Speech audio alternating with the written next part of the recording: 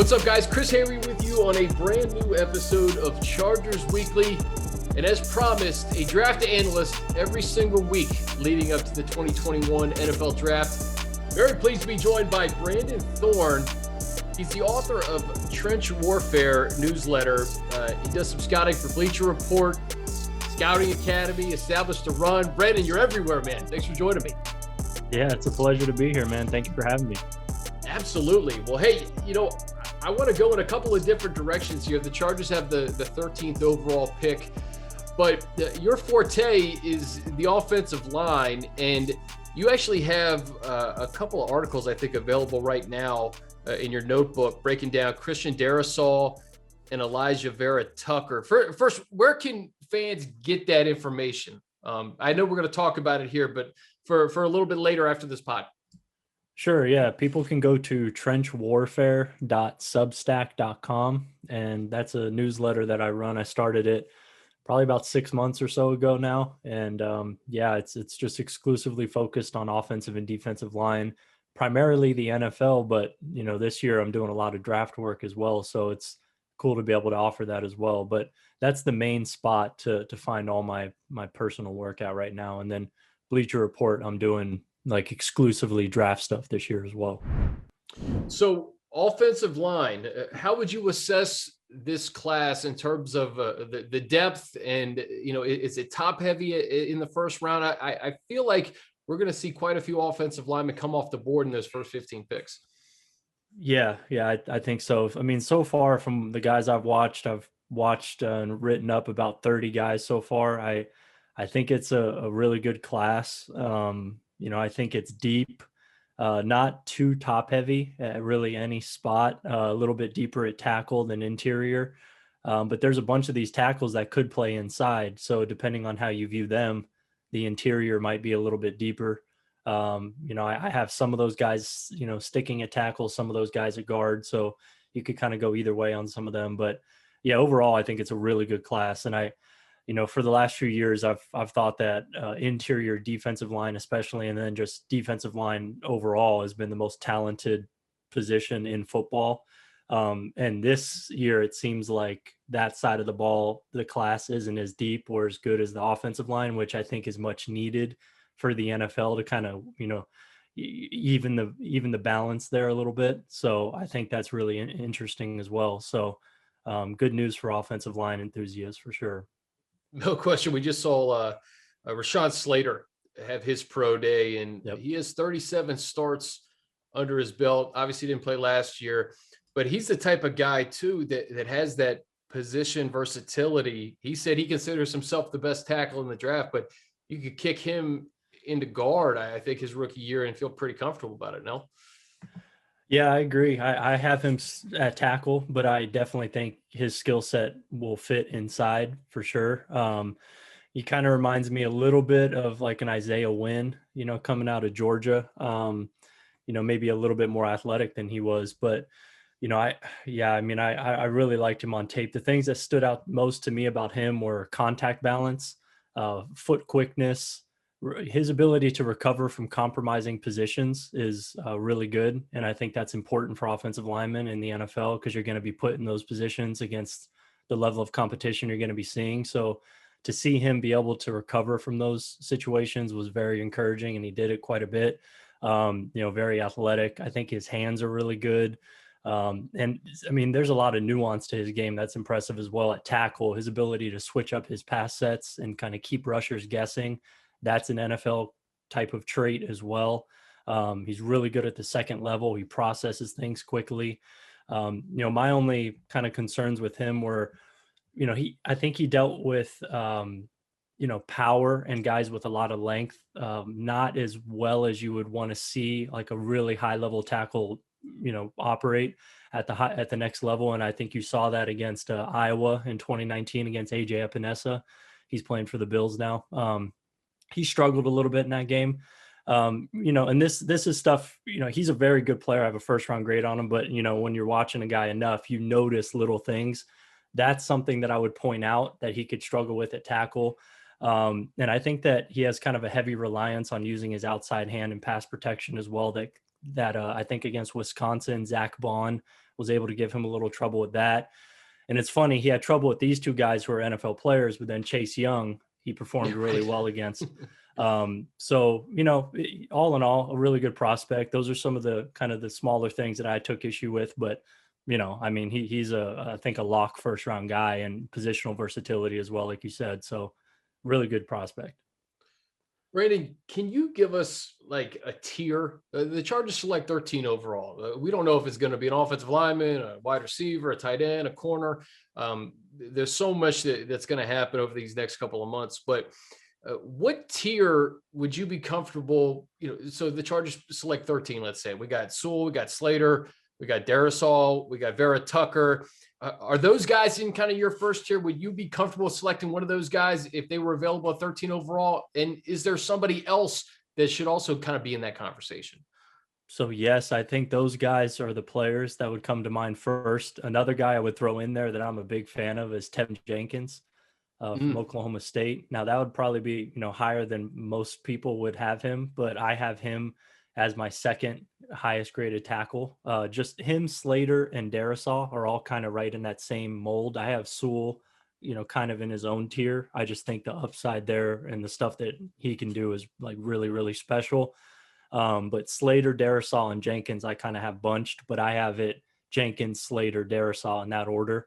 But Jenkins to me, man, I mean, 6'7", 320, and he has really good feet, I think, for his size, and he just has rare power and really good competitive toughness as well, just consistent in that regard. And I saw a lot of improvement from 2019 to 2020 as well, which is good to see. He's played left and right tackle, a little guard. So he's a guy that I was very high on. I really like his game. So that would be another guy. And I think that's probably was that like five guys? I think that's probably the five right there.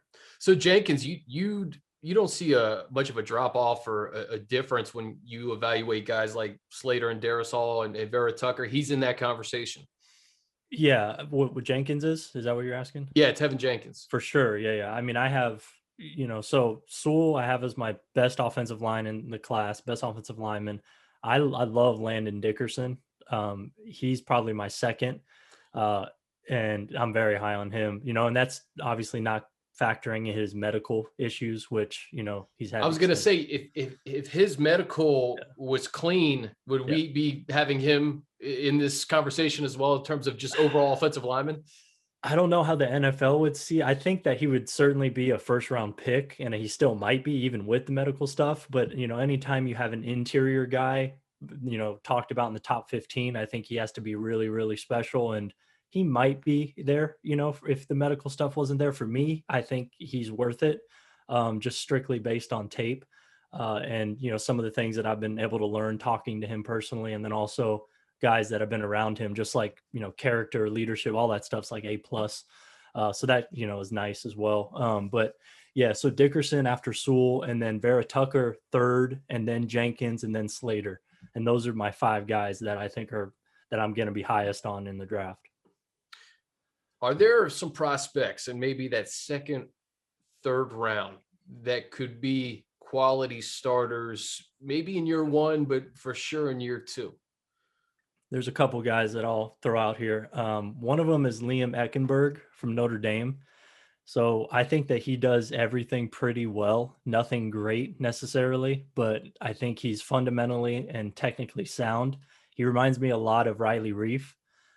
He doesn't have, the best athletic and physical traits. They're good enough, but I think he's just very efficient, and I think he's well-rounded. I mean, I think he's one of those guys that could step in at left or right and, probably play for a while and just be solid, maybe not a Pro Bowl type of guy, but just somebody you can count on and win with. Sure. So he's one of my more favorite guys in like that second round range. I really like Brady Christensen. He may get into the second round. I don't know. I have him, right there with Eckenberg, maybe a little lower, but he's another guy, more so of a zone fit in terms of offensive scheme, because he executed that at BYU at a very high level. And I think with his size and his maybe average play strength, that's probably, he's a little bit more scheme specific, but I think if he gets in the right situation, he could be very good as a run blocker. And then pass blocking, I thought he was really efficient and good with his hands as well.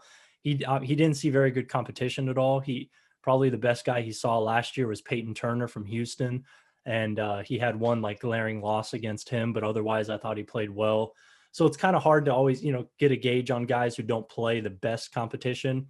And, it's not like he's a physically dominant guy either.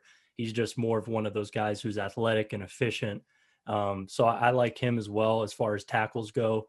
And there's a few others in that second and third round range that I kind of like. I mean, Sam Cosmi is another one who's probably a little bit below those guys from Texas. I like Alex Leatherwood as well. He's more of a gap type concept guy, mauler type guy. I think he's very good in the run game. He has some technical stuff to clean up in pass protection though. So another guard tackle potential guy there. Those are some guys on the outside. And I really like a couple inside guards, like in the second and third round. Creed Humphrey, I love at center. Yeah. Oklahoma, right? Yeah, I'm a big fan of him. Like early second round kind of value for me. He reminds me a little bit of Max Unger, taller center. I think he could probably play guard.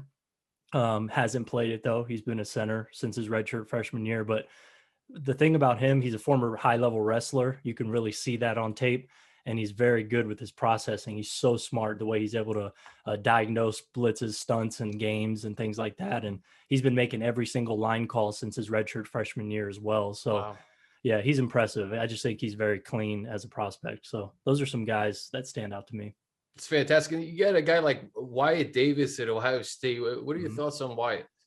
I like Wyatt Davis. So it's interesting about him. I have him with a similar type of grade of as Humphrey, a little bit below him, more like mid second round on the Bleacher Report grading scale, at least. He reminds me a lot of a guy named Jeff Allen, who played guard for the Chiefs and maybe I think one other team. But I think the interesting thing about him is 2019 was better than 2020 for him. Yeah, I think he was dealing with a knee injury in 2020, and you could kind of see he was limited a little bit in his just ability to generate power and anchor and stuff like that. I still think his anchor is one of his strengths, but 2019, he was a better player. So I think when people evaluate him, they got to watch 2019 because he looked like a different guy. So it's kind of a tricky evaluation there in some sense, but I kind of think that he'll be able to regain that 2019 form. And, I was high on him that year. So I like him quite a bit. Again, like maybe late second kind of round range for him.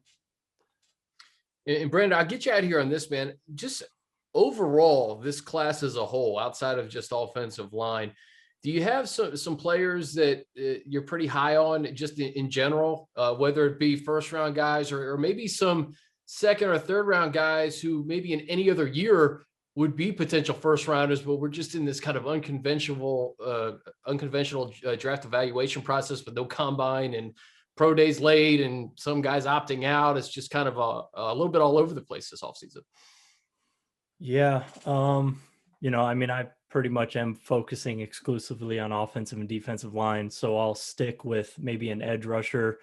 I don't think this is the strongest edge rusher class, but I really like Azeez Ojulari from Georgia. He's probably some guy's number one edge rusher, so he's not like necessarily a sleeper, but somebody who on tape who consistently stood out to me.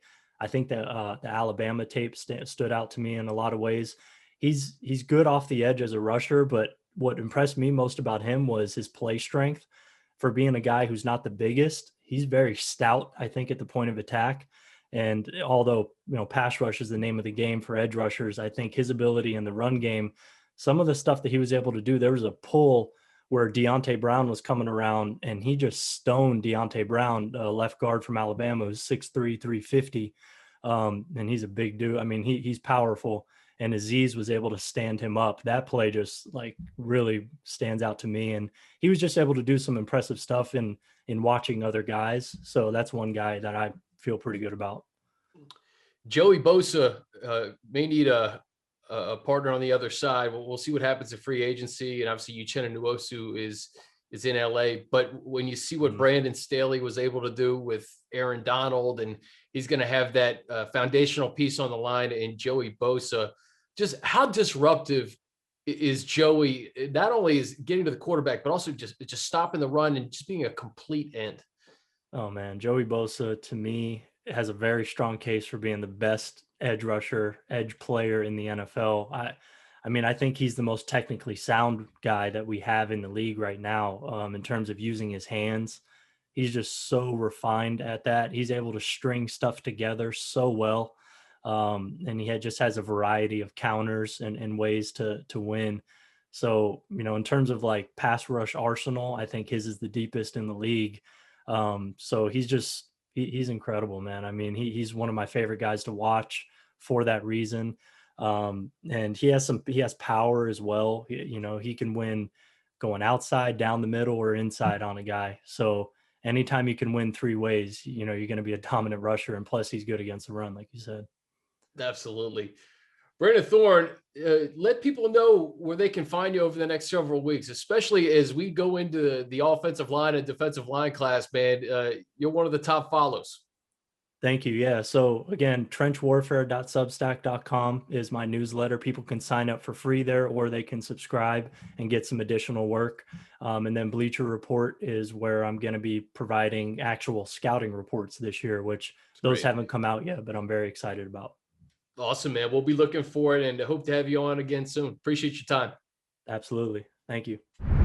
All right, guys, as we roll on here on Chargers Weekly, here with a pair of new podcast stars, Gilbert Manzano, Fernando Ramirez, Compass on the Beat. First episode out. Gentlemen, congratulations. How we doing? Doing well. I appreciate the shout out on Compass on the Beat, Chris. I feel like a podcaster now because I have the big headphones and the mic in front of me. I was hoping Fernando would do the same thing, but I feel a little left out, but it's okay. Fernando's keeping it too casual, if you ask me. Bro, I got you. Like, I can't, like, somebody was like, oh, your hair was all messed up. I'm like, all right, to be here with Chris, I can't mess up the hair. So people are expecting it to be on point. So I couldn't put headphones on. But Chris, appreciate being here. I mean, this is fun. I mean, we're about to get to the fun point of the NFL offseason. So my first question is, you guys aren't going to big league me on Beat Writers Roundtables now, are you? Just because you have too much going on, right? Dude, you're the original. You're the original one that gets us together. So we'd never do that to you. You kind of gave us an idea, Chris. A roundtable, like we go for like almost 20 minutes. I'm like, I want to keep talking. Where else can I talk? A podcast. It's fun, and for Chargers Weekly, fans love it because you get to hear from 4 different personalities with different opinions, and the banter that we'll get from you guys, for instance, Popper and Jeff, Uncle Joe. I mean, there's no shortage of fun things to talk about. And I was listening to your first episode, and it really is true. Some of the things you do before practice in Costa Mesa, waiting for pressers to go on, those are the conversations that we have on the air. And that's what you guys are going to bring to Chargers fans through Compass on the Beat. So just explain a little bit more about this podcast, because if you're a Chargers fan and you listen to Chargers Weekly, this is something you have to put in your rotation now. I mean, I guess I'll start it. Basically, I mean, Gilbert and I have been sitting next to each other for like, I think over 2 seasons now. And like, we're always chatting and stuff. And we just kind of thought like, and this was a thought of mine in November, or no, when it was the halfway mark of the season. I was like, hey, Gil, do you want to just do a YouTube video and just answer fans' questions?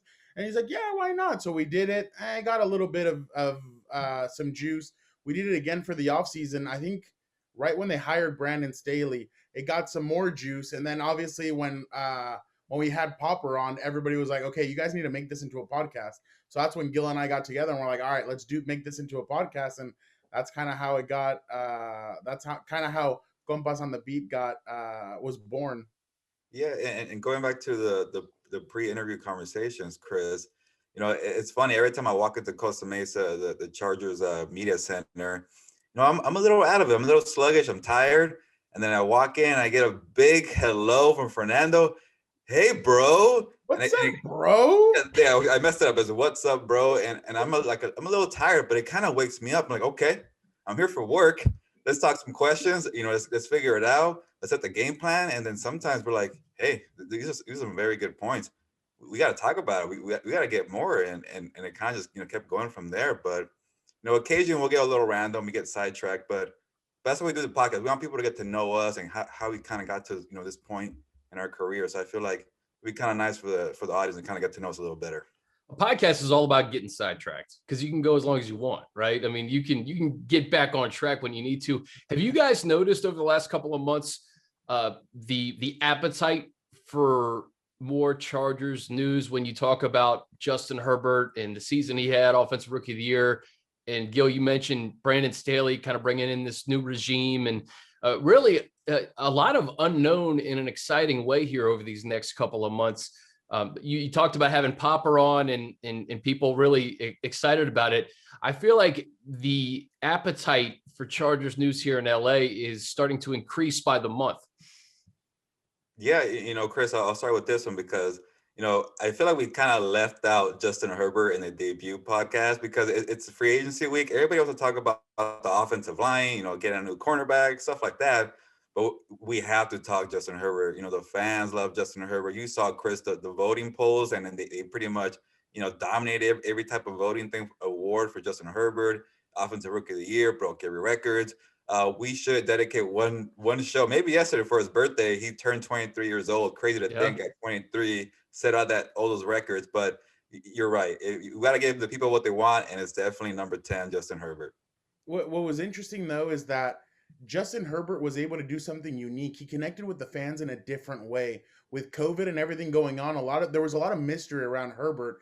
And I mean, fans were excited a little bit during training camp, but then he really comes in and fans are gravitated to him and they're like, wow, did we really just go from Drew Brees to Phillip Rivers to Justin Herbert? Like, this would be incredible. And then he starts the whole victory brisket thing. That had a life of its own, and fans really connected to Justin. And I feel like I don't think he did it on purpose. I feel like accidentally, in a sense, Justin really connected with the fans, and the fans are behind him.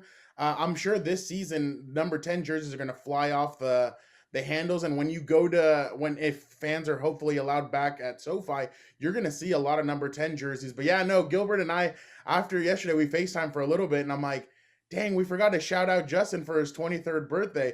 And it was funny because on social media that night, I saw he went to K1, the racing thing, for his birthday. I thought that was that's a great way to spend your 23rd birthday, racing and doing all that. I think Kenneth Murray got first place on that Kenneth one. Murray. I think just the way he carries himself is so genuine. He's not seeking the spotlight, which is why I think the spotlight is coming to him. And I think it starts with his teammates. Just what he did in week 2, it was like, wow, that was impressive. And then he just keeps stacking bricks. And his play does the talking. He's not going to give you some wild quote at a press conference. He's not making it about himself. But I think that is the uniqueness of him and his personality, is it makes him that much more popular because he's all about the team. He's all about just performing on the field. And fans have it's really unbelievable how they've kind of gravitated towards the guy. Yeah, no, definitely. I mean, coming out of Oregon, you had some stuff that people were saying about him, and I feel like really that is completely different of what I'm speaking for myself. Obviously, I think Gilbert might agree, but he's completely different. He's unique in a sense. He walks to the beat of his own drum. He's a different guy. So he, like you said, like we would ask him, hey, Justin, like, do you want to win Rookie of the Year? And he's like, Rookie of the Year to me is a team award. I couldn't have done it without these guys. And he's just so humble. You can tell that he comes from a great family, a family that really is united, and he's just a great kid overall. So I feel like that's what really gravitated fans towards him. So it's not surprising to know that the Chargers fan bases were loyal to Phillip Rivers, and now obviously they're still loyal to him, but they're loyal now to Justin Herbert, and they're all sticking up for him, and they're fighting Minnesota Vikings fans over Justin Jefferson and all this stuff, and Cincinnati Bengals fans. So it's a lot of fun to see. And it's kind of funny because there was a point where maybe we would not have seen this historic rookie season because it went into Tyrod Taylor. And it was a weird, chaotic offseason with the pandemic. And I get what Anthony was trying to do, because it was a very short and offseason. You don't want to rush the guy. And then boom, he's the offensive rookie of the year. He has a mural, a painting in Inglewood at some liquor store. I want to go see it. But it's kind of funny that, I think for Justin Herbert, the hardest part was finding his voice, just being who he is and getting the respect of his teammates in the locker room, and maybe kind of sitting behind Tyrod Taylor and listening and watching paid off for that, 6 weeks. And then once he kind of found his voice, he was comfortable. The skills were there. This guy has a rocket of an arm. He's mobile, a very smart guy, 4.0. So I think, once he kind of became a leader in his own way, got comfortable, the rest came easy. And I'm really excited to see what he does for year 2. You know what? Real quick, Chris, that story that he said on the Pat McAfee show, where he comes in that Kansas City game and Hunter Henry's like, "What are you doing here?" Like, that story to me, it cracked me up, because that is typical. Like, Justin's like, "Oh, wow, thanks, man. Like, it's my first time starting, and you're asking me, what are you doing in here?" I think a lot of people are asking that, though. Justin was probably asking that for a quick second. Well, I turned to Popper and I'm like, is this a wildcat? Like, is Anthony trying to throw Andy Reid off? Like, what is going on? So I completely agree. Like, I think a lot of us were completely thrown off. And just think, exactly a year ago, Justin had the luxury of really checking every box during the draft evaluation process. MVP at the Senior Bowl. He did his thing at his Pro Bowl, at his Pro Day, rather. He got that in. He was excellent at the Combine. A lot of these prospects are not going to have that opportunity at the Combine. Actually, none of these prospects are going to have that opportunity at the Combine. We're starting to see these pro days kick into gear, starting with Northwestern the other day. Rashawn Slater had a really good pro day. His interview afterwards in his presser was very impressive. Your thoughts on this whole draft evaluation process? It's almost like this new frontier of, we don't have the Combine. We do have a little bit of Senior Bowl stuff. There's some guys who opted out. These next 5 or 6 weeks, how much of an impact do you guys think it's really going to have on the draft? And then you look at free agency and everything that's going on. We can get into that a little bit more, but just starting with the draft, these next 4 or 5 weeks can be critical for a lot of these prospects. Yeah, I think with the whole opt-outs in college football, I thought that was going to hurt some prospects. But you mentioned Rashaan Slater from Northwestern, Chris. He opted out for the 2020 season, and people are talking about his tape in 2019 when he dominated Chase Young against Ohio State. So I think because the tape is out there and they've seen what you've done before, I don't think it's going to hurt too many, especially the top prospects. Maybe Slater had 37 starts, so I mean, there's a lot of tape. Yeah, so maybe the guys who were maybe had only 1 year of experience might hurt them. But luckily for them, there's pro days still that teams could go around and watch them. And maybe some players take a little creative, like the high school days where you kind of do your own highlight tape and send it out to scouts. But I think at the end of the day, if you could play, I think they're going to find them. No, definitely. I mean, that's one of the things I've heard about Penei Sewell, that people are like, oh, well, there's film on him, but it's not as lengthy as it is for like Rashawn Slater. But I mean, teams are gonna. I feel like teams at one point, they kind of know what they're getting with some of these players. And I mean, you've heard Tom Telesco said it last week, like, we feel like we're right at where we need to be because of our college scouts. They've done a great job of scouting these guys. So definitely, I think teams have a handle of who they know is good, who's not. And I mean, the pro day, I mean, I guess it does matter, but to me, it's like a 40 time.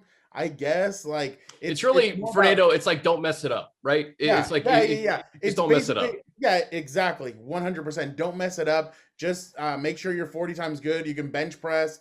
Rashawn Slater 33 times yesterday was able to do, or 2 days ago was able to do that. So basically, it's like like when you go out and practice in only helmets. Don't mess it up. Don't get hurt. That's basically what a pro day is. But I'm sure a lot of these guys already know, a lot of the pro teams know who they're zeroing in on and who are the prospects that they're really looking at to potentially draft. It's always hard during this time of year to do a podcast and make sure it's not dated, because I could hang up with you guys and something can break. But I look at the Chargers situation, and it's such an unknown with a new coaching staff, with a decent amount of salary cap space compared to the rest of the league, and 9 picks. So there is a myriad of ways to improve this football team. we're not really sure what this coaching staff and Tom Telesco collectively want to see out of the defense and offense. Obviously, we've talked about different position groups like offensive line and potentially cornerback. That could be something. Wide receiver. We'll see what happens. But what do you think Brandon Staley and company are going to want to address first when you look at the roster and you look at what Staley did with the Rams? There's so many foundational pieces here, but they played a different brand of football maybe in LA than the Chargers did on defense last year.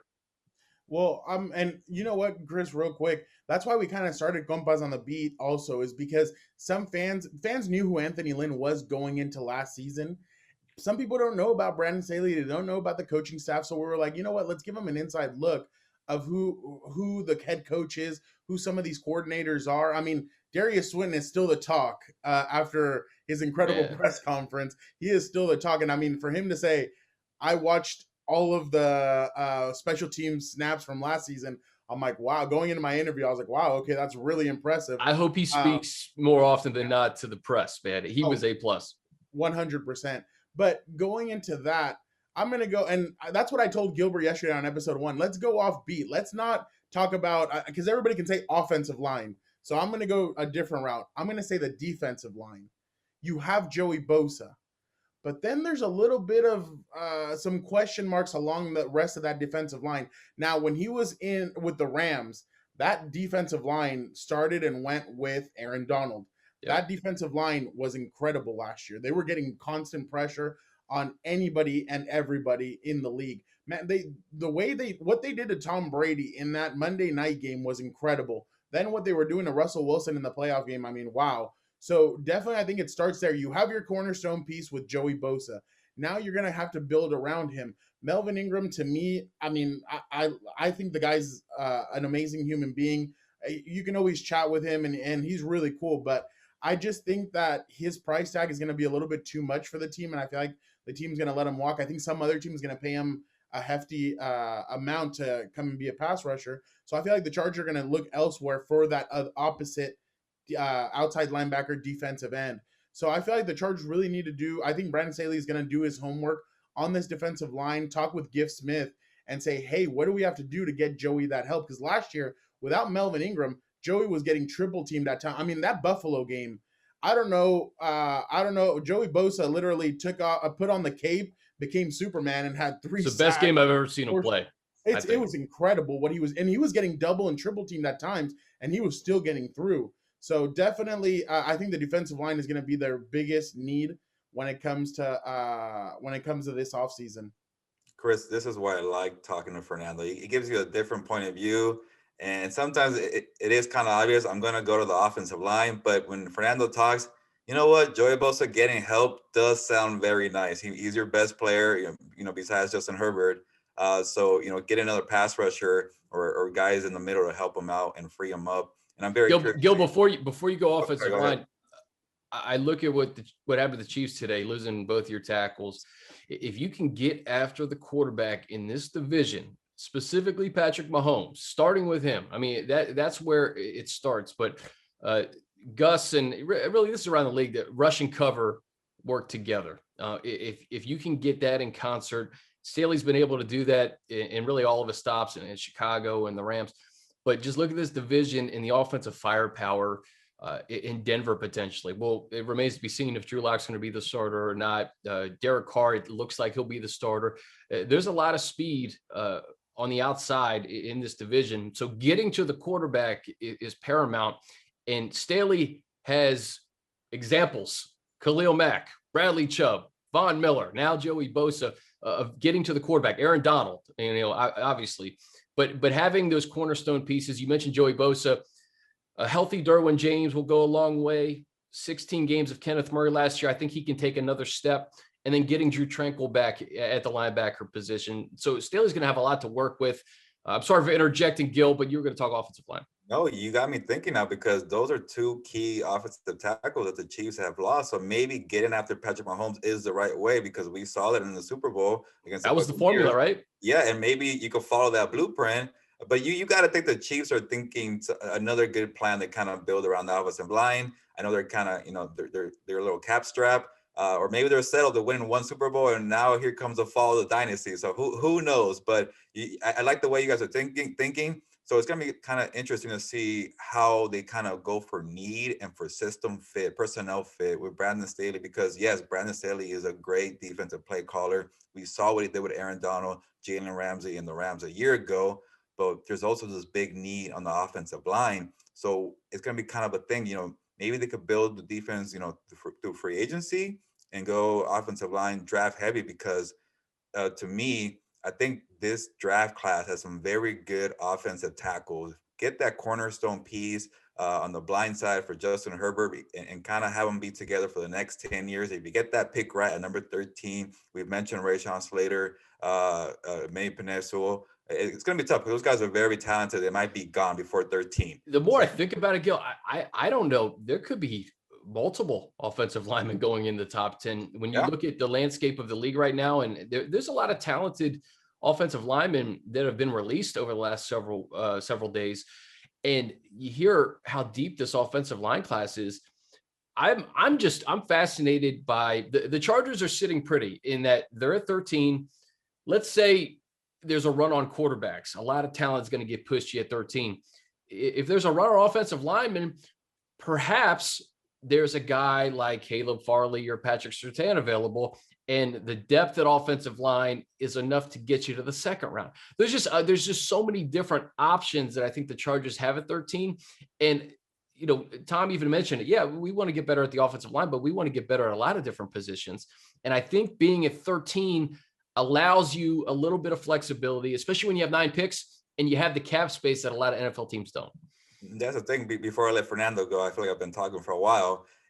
I think once free agency gets going and we see where they kind of take that money, then we start thinking, okay, this is where they're going to go in the draft. And you mentioned the free agents, especially in the interior of the offensive line. There's a lot of free agents that could play on the inside that could help out the Chargers. Not too many tackles, but I'm very curious to see how Tom Telesco spends that money. And that will give us a pretty good idea of what they're going to do at 13, because they also might have a need at cornerback. You mentioned those 3 guys. They're going to be at the top. And I know Fernando's going to say this, like there's also a very good wide receiver he wants to see potentially with Justin Herbert. I'll let him get to that one. There's been a lot of Jalen Waddle talk the last couple of weeks. Yep, that's the one. And I'll let Fernando go with that one, but there are many options to go. You heard what Chris said. He said Patrick Surtain. That's another position that I've said this team needs to work on, and that's cornerback. Fernando, let me say this real quick on Surtain. I said this last week because you follow the little breadcrumbs throughout the league.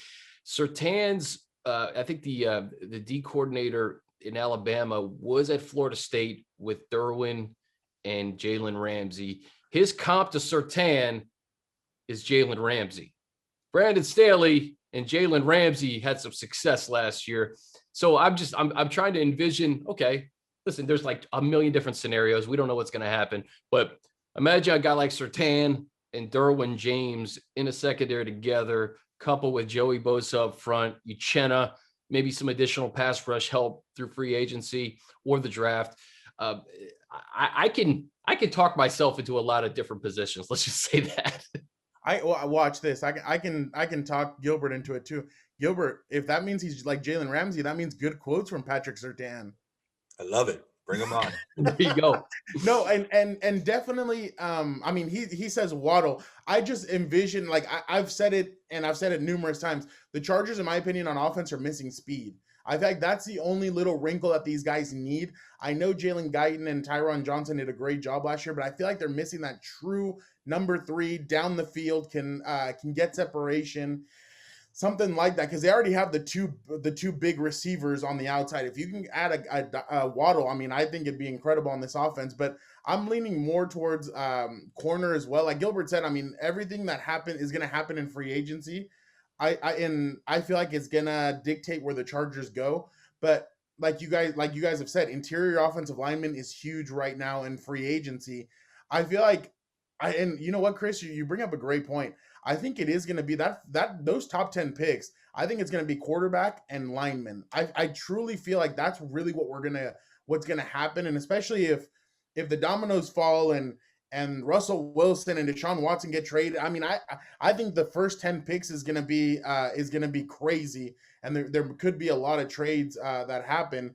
But truly, I'm really interested to see where the Chargers go in this draft. There's a lot of different routes that they can go. I mean, cornerback, like you said, Surtain would be a huge addition. Alabama does two things really well: secondary and offensive line. So if you can get a guy like Patrick Surtain here with Derwin, you have to get younger. And I feel like Tampa really gave us a look at a blueprint kind of to how to kind of challenge Kansas City in a sense. That's pass rushing and kind of having young, fast corners that can keep up with Tyreek Hill and all the weapons that they have. Because when you talk about Travis Kelce, I mean, Derwin can really get with him one-on-one, and that's going to be a great battle to watch. Drew Tranquil could also go up against Travis Kelce and go with him one-on-one. So those two guys, the Chargers really do have part of the blueprint. I feel like Staley's going to come in and really just open this up and really clamp down on that defense and make it into one of the better ones that we've seen at times the Chargers be, but now they need consistency on that defensive side. And as we wrap this up, there's a variety of ways to try to beat the Chiefs. And we talked about getting to Patrick Mahomes with Bosa and company, getting that secondary shored up. And, you guys have guys like Travis Kelce, Tyreek Hill with the speed, or you match speed for speed and you continue to bolster the wide receiving core, continue to get Justin Herbert weapons. So they may be able to accomplish all of those things through the combination of free agency and the draft. We shall see. That's what makes this next couple of weeks so fun, because we could be having an entirely different conversation in the next couple of weeks with free agency. You hear that, Gilbert? Speed on offense. Speed. On offense. You guys are selling me. I'm buying. Hey, cope us on the beat. What's the frequency of it? Where can people get it? The people need to know. Plug it, Fernando. I mean, no, they can go on. iTunes. We're still waiting for verification, but we have Spotify, YouTube. Really, we're kind of playing it by ear in a sense. Like if maybe free agency news starts dropping, we'll start doing them. We're kind of gonna play it by ear. But once the season gets closer, we're gonna probably be weekly. So definitely, it'll be awesome. Chris, hopefully you can join us for one episode. That'd be a lot of fun. I'd love to. Especially because, like I said, like Gilbert and I, like literally are just having fun. We're throwing out stuff, but we're also having fun. I mean, and that's why if you look at the logo, Gilbert, in his great wisdom, did it in a different way so that there's like a boxing ring. Because hey, one day we may talk boxing. If there's a big fight coming up, we may the last 15 minutes of the show talk boxing. If WrestleMania is coming up, other stuff like that, like we're gonna talk about it and we're gonna have fun with it. So that's really what we want Copas on the B2B is like it's like two friends sitting back having a couple of modelos just for my boy Gil there and just talking sports really. Yeah, and Chris, I want to keep saying that I want people to know how we got to this point in our careers, because there are not many minority reporters, especially covering the NFL. I could probably count in one hand how many Latino NFL beat writers there are, and two of them cover the Chargers. So if you're out there, you're an aspiring journalist who kind of wants to know how we got here, we're going to share the nuggets there on Copas on the Beat. But obviously, we're going to talk Chargers, a lot of Chargers. But we do want to share the knowledge a little bit and kind of pay it forward. Man, I love that. And you guys are two of the best, no doubt, man. So I'm really happy for your success. Can't wait to see this thing get up and running. Fernando, Ramirez, Sports Illustrated, Gilbert Manzano, Orange County Register. Thank you, fellas. Thank you. And guys, that's going to do it for us. A big thanks to Gil, Fernando, and Brandon Thorne for joining me. And of course, thanks to you all for listening. Be sure to download and subscribe to the Chargers Podcast Network, wherever you listen to podcasts. Have a great weekend, and until next time, I'm Chris Hayre.